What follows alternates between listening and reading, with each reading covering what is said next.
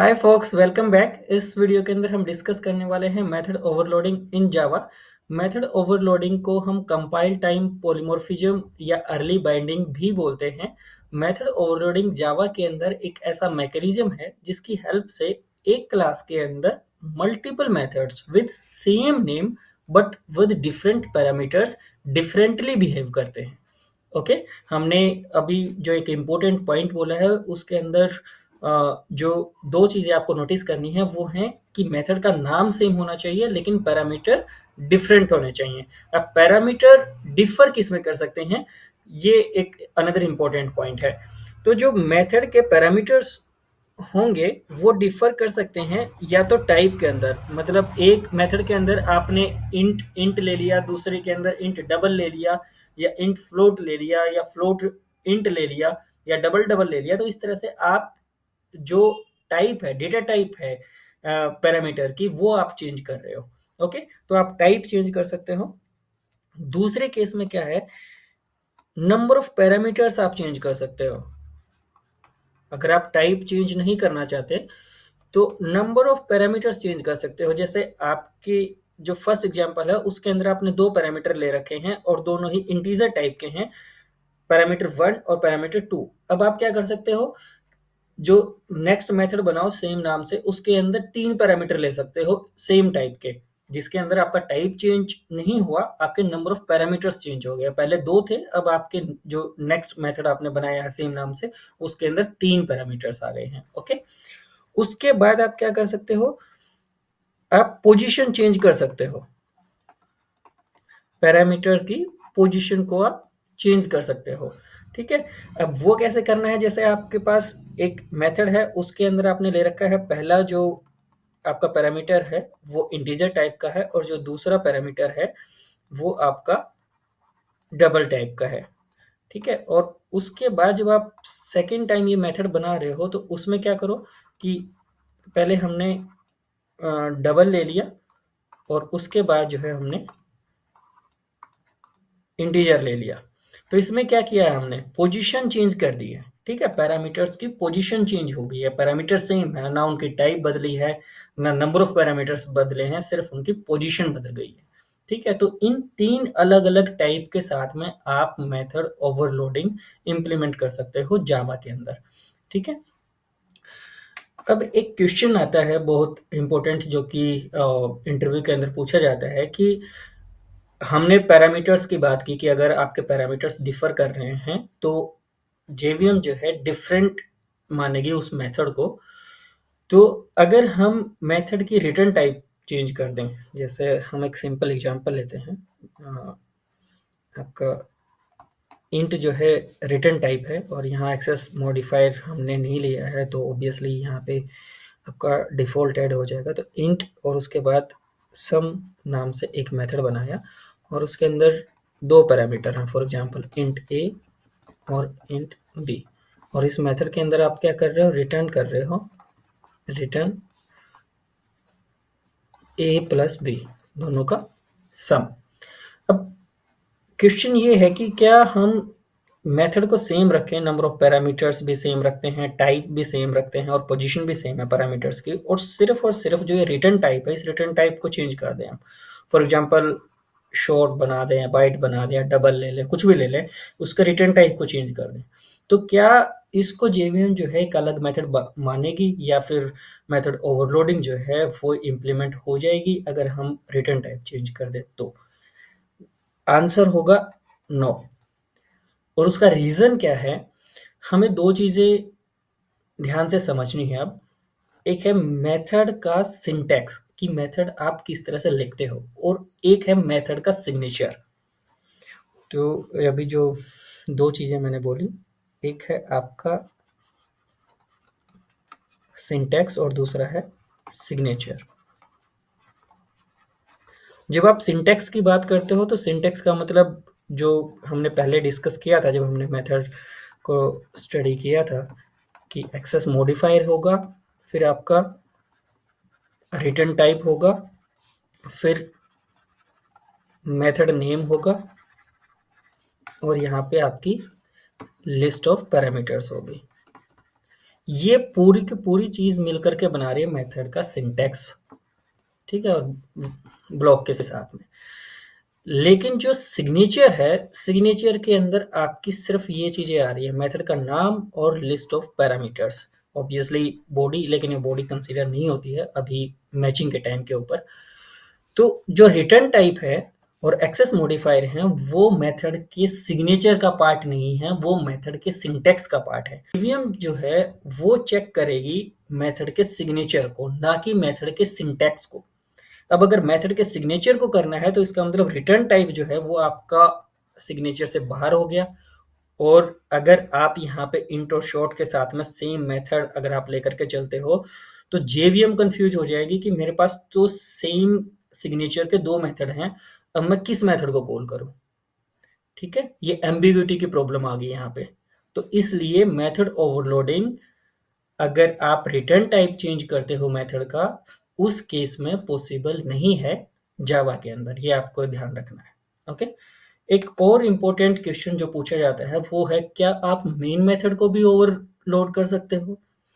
Answer is yes, main method को भी overload किया जा सकता है, क्योंकि जो सिग्नेचर है, जो पब्लिक स्टैटिक वॉइड मेन और उसके बाद स्ट्रिंग आर्गुमेंट्स जो आप पास करते हो, जो ये जो आपका सिंटैक्स है, जो सिग्नेचर है, ये सिग्नेचर चाहिए, उसको मेन मेथड चाहिए और उसके बाद जो है आपको लिस्ट ऑफ पैरामीटर्स के अंदर एक स्ट्रिंग टाइप का एरर चाहिए।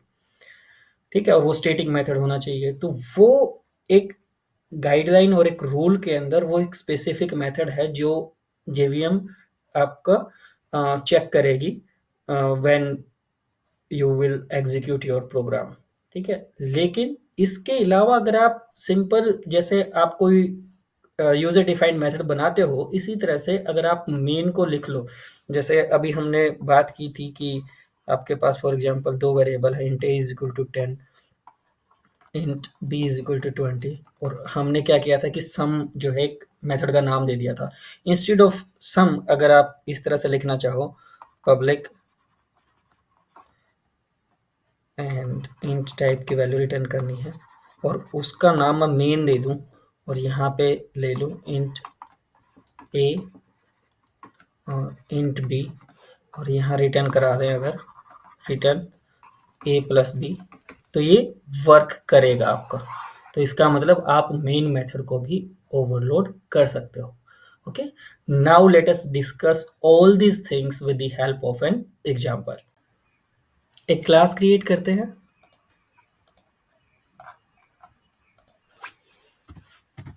क्लास, और क्लास का नाम दे देते हैं method overloading test, public static void main, string arguments,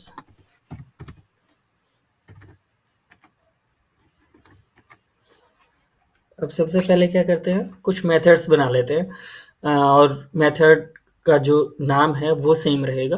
और उसके बाद हम क्या करते हैं, जो भी हमारे तीन डिफरेंट डिफरेंट वेज हैं जिसकी हेल्प से मेथड ओवरलोडिंग को इम्प्लीमेंट किया जा सकता है जावा के अंदर, वो चेक करते हैं।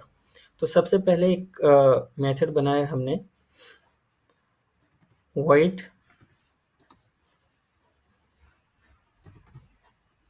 sum। ओके, सम नाम से एक मेथड बनाया और उस मेथड के अंदर हमने पैरामीटर लिए इंट a और इंट b, और यहाँ हम क्या करेंगे, दोनों नंबर्स का सम प्रिंट करा देते हैं।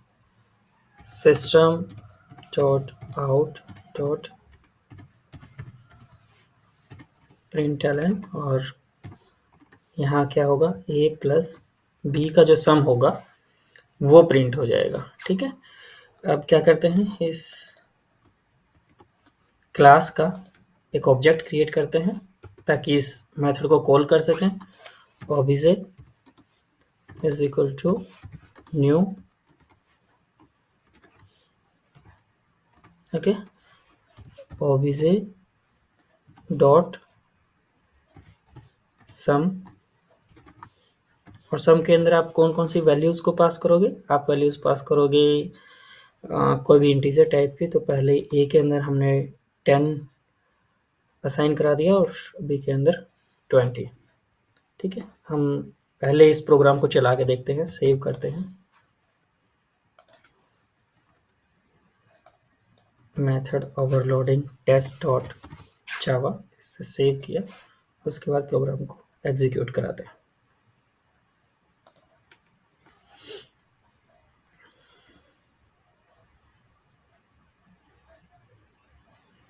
अगर आप स्क्रीन पे देख रहे हो तो 30 प्रिंट हो गया है, क्योंकि जो आपकी इंटीजर ए की वैल्यू थी वो थी 10, बी की वैल्यू थी 20 और यहाँ प्रिंट हो गया 10 प्लस 20 30। ठीक है, अब हम इस मेथड को ओवरलोड करते हैं। अब क्या करते हैं, void sum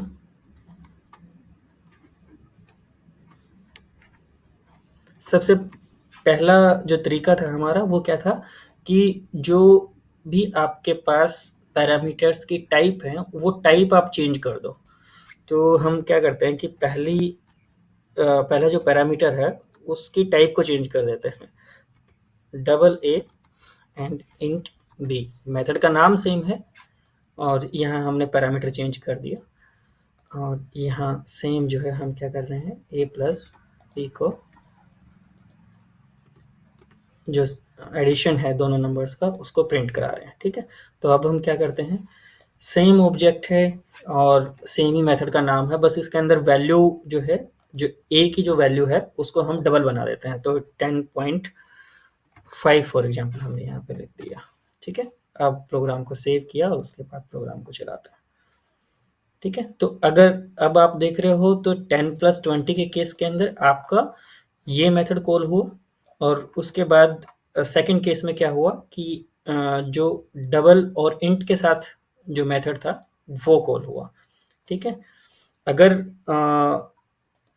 हम जो है कोई ऐसा मेथड बना दें जहाँ पर जो मेथड कॉल की जो पैरामीटर्स हैं वो मिसमैच हो जाएं और किसी भी मेथड के साथ में, जो भी आपने दो मेथड बनाए हैं फॉर एग्जांपल, तो इन किसी भी मेथड के साथ में ये पैरामीटर्स अगर मैच ना हो, फॉर एग्जांपल मैं 20.5 अगर यहाँ पे लिख दूँ और फिर इसको सेव करूँ, तो क्या हुआ कि यहाँ पे जो वैल्यू है आपकी, ठीक है, 20.5 और 10.5 दोनों की दोनों वैल्यू जो हैं आपकी डबल हो गई हैं।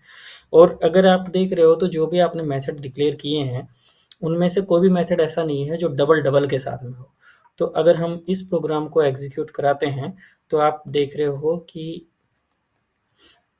एरर आ गया। ठीक है, कि टाइप मिसमैच का।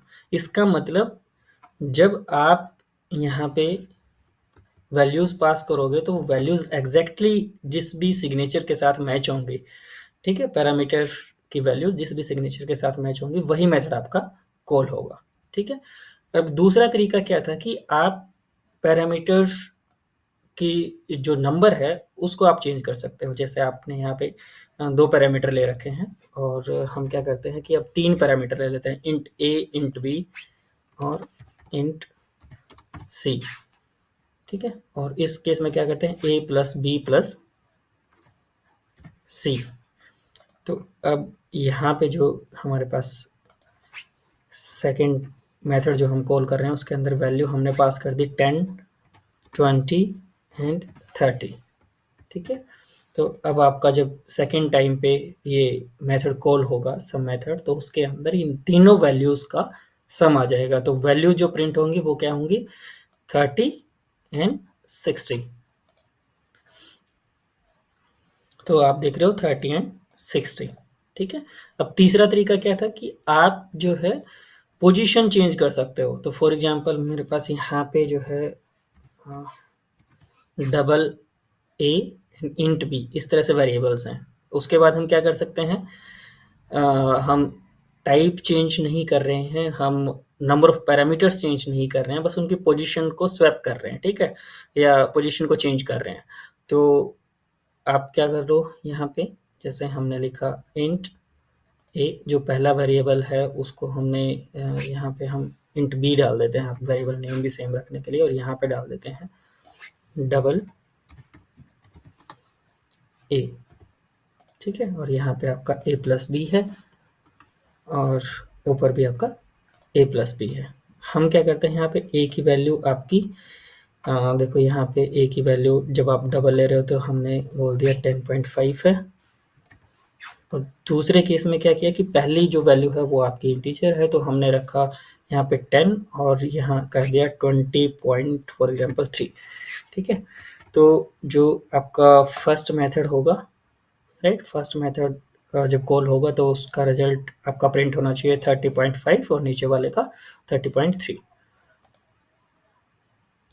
तो आप देख रहे हो 30.5 और 30.3 जो है आपका यहाँ पे प्रिंट हुआ है, ठीक है। अभी हमने एक और चीज़ डिस्कस की थी कि अगर आप सिर्फ रिटर्न टाइप चेंज कर दो तो क्या होगा, क्या वो मेथड ओवरलोडिंग जो है जावा के अंदर इम्प्लीमेंट हो पाएगी या नहीं हो पाएगी, तो उसको चेक कर लेते हैं। हम क्या करते हैं, यहाँ पे इंट कर देते हैं और यहाँ पर भी इंट कर देते हैं,